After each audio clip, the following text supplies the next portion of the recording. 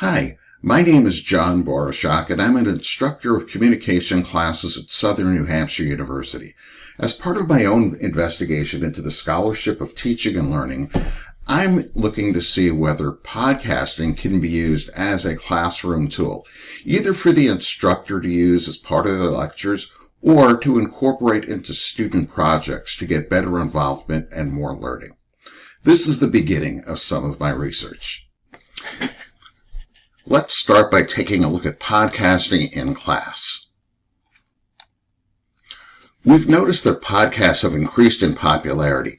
In fact, 1/3 of Americans aged 12 and up regularly consume podcast content, and 78% of Americans over age 12 are aware of podcasting. That comes from Edison Research in a 2021 study. It's interesting to look that our students and our peers are in the sweet spot for podcasting. According to Buzzsprout, people ages 12 to 34 make up 66% of podcast fans in the United States. We do see that listenership declines as age increases, but still about half of listeners between ages 35 and 44 listen monthly. That falls into the age bracket of most traditional college students. When we look again at who's listening to the podcast, we do see it's our students and our peers. Podcast listeners tend to be an educated group. Over 66% have a college degree, and that leads to an average annual household income of $75,000 or more. If you look at the demographics, 57% of U.S. listeners are white, 13% African American. We see that it really mirrors the look of the country. At a school like Southern New Hampshire University, most of our students tend to be white. Again, we see a match between podcasting and the possible use of podcasts with our students. Why do people like podcasts? Some people think they're funny. Some people find them relatable and energetic. This does lend itself to the possibility of a well-orchestrated professorial podcast, or perhaps students using podcasts in their projects. We need to be able to reach students the right way. One of the things we complain about is that students tend to multitask. But according to Team Whistle, an entertainment and sports media company, we could use that to our advantage.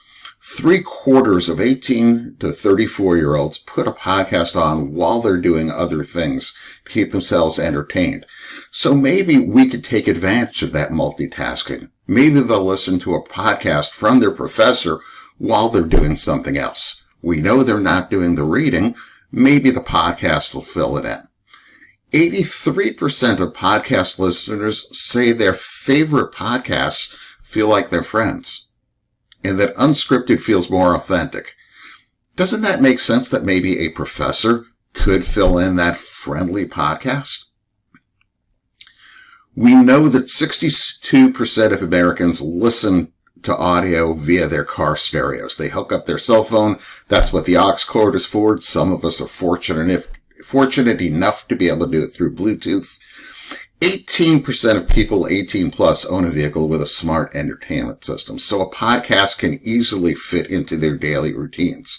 So maybe we can own some of the students' times in cars. If we can make our podcasts and lessons interesting enough, maybe we could get the students to listen while they're driving.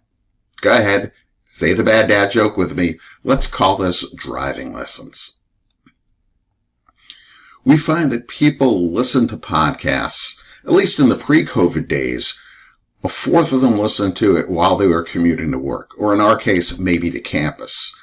So if commuters are streaming their content on apps like Spotify or Apple, Buzzsprout says maybe we can get them again while they're commuting to or from campus. Think of it this way. That's like incremental time that we're not getting from our students now. The most popular genres, comedy, news, true crime, sports. If we can tie this into some of our course material, we could have a win there also, at least according to Statista's 2020 study. In terms of attention span, here's where we need to be careful. There really aren't any rules, but according to Buzzsprout, in August 2021, the average duration of a podcast varied.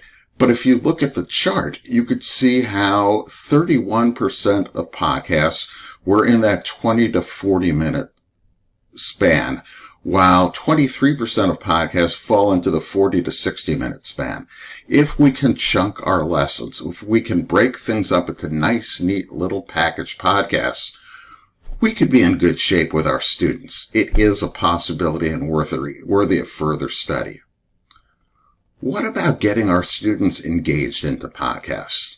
Here at Southern New Hampshire University, we have a podcast called Co-Designed, where a professor and a student interview each other.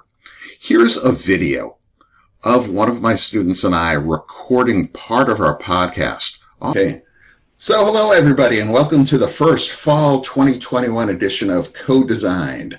This is where a student and a faculty member get to interview each other. I'm John Borashak. I am a communication faculty member, otherwise known to most of you on campus as JB. And I'm here with Sophia Barassi, who is a co-editor of the Penman Press. Hey, Sophia. Hello, hello. How are we today?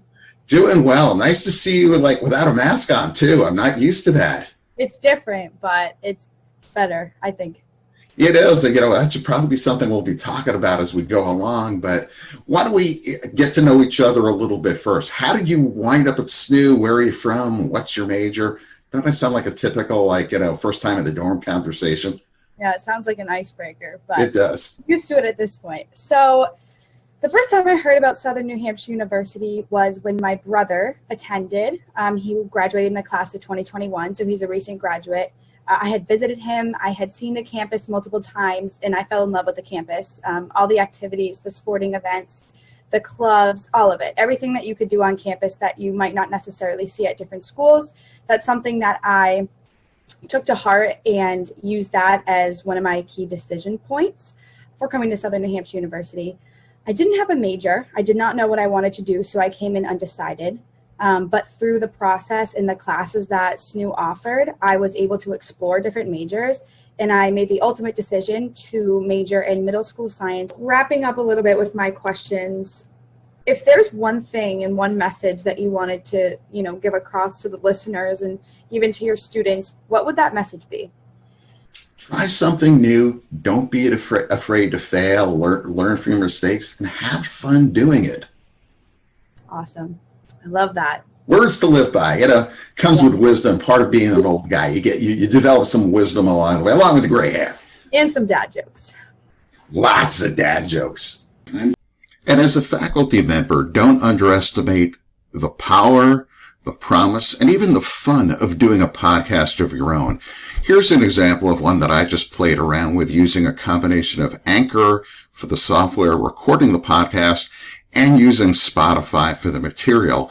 I created my own playlist of music to grade papers by and did sort of a cheeky, sarcastic narration of some of the songs, making fun of some of the work that I see coming from students, but it's all meant to be in good fun, and I think it's taken in the right spirit. So podcasts are definitely a possibility.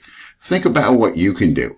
I know in my media literacy class, we have an assignment this semester where my students have a choice between a podcast, a narrated PowerPoint, or a video where they get to introduce me to their favorite pet.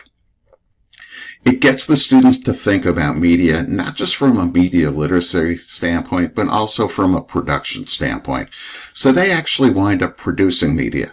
That's taking the course to a higher level on Bloom's taxonomy. So this can all be part of the scholarship of teaching and learning, finding ways to incorporate podcasts as either a classroom tool, something students can use on their projects, or maybe a little bit of both. Stay tuned as I explore more and try to find the scholarly rationale behind it.